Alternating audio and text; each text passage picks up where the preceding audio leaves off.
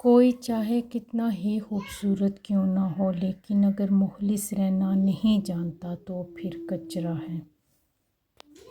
اپنے بچوں کے لیے اعلیٰ مثال قائم کریں، ان کو دینے کی عادت ڈالیں، مانگنے اور چھیننے کی نہیں۔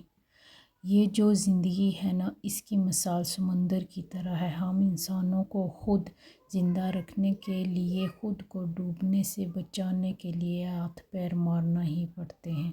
جو تھک گیا وہ ڈوب گیا۔ ہمیشہ خوش رہا کرو، کیونکہ پریشان ہونے سے کل کی مشکل دور نہیں ہوتی بلکہ آج کا سکون بھی چلا جاتا ہے۔ مکافات عمل کی کوئی خاص شکل نہیں ہوتی، یہ بالکل ویسے ہی واپس آتا ہے جیسے آپ نے کسی کے ساتھ کیا ہو۔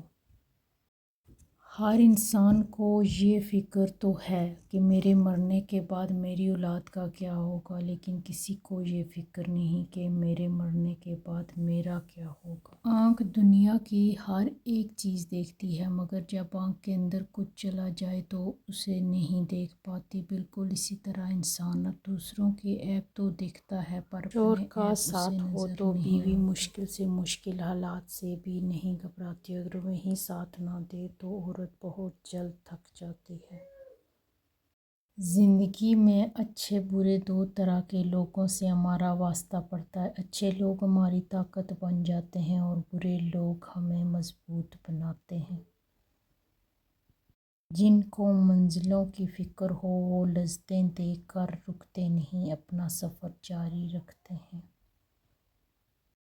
حضرت امام علی نقوی علیہ السلام نے فرمایا، جو لوگ تمہارے قبضۂ قدرت میں ہوں ان پر غصہ نکالنا کمینگی ہے۔ 3 چیزوں میں کبھی شرم محسوس نہ کرو، پرانے کپڑوں میں، بوڑھے ماں باپ میں، غریب دوستوں میں۔ گنہگار تو شاید مانگ لیں معافی، حساب تو پارسوں کا مشکل ہوگا۔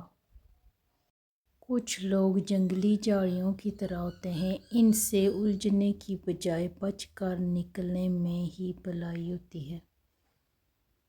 آزمائش تو انہیں کے لیے ہوتی ہے جنہیں اللہ چاہتا ہے، اور صبر وہی کرتے ہیں جو اللہ کو چاہتے ہیں۔ ہم کسی کو زبردستی اپنے لیے مخلص نہیں کر سکتے۔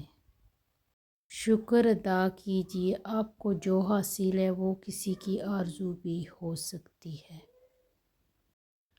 تعلقات اکثر قصور سے نہیں بلکہ ذہن کے فتور سے خراب ہوتے ہیں۔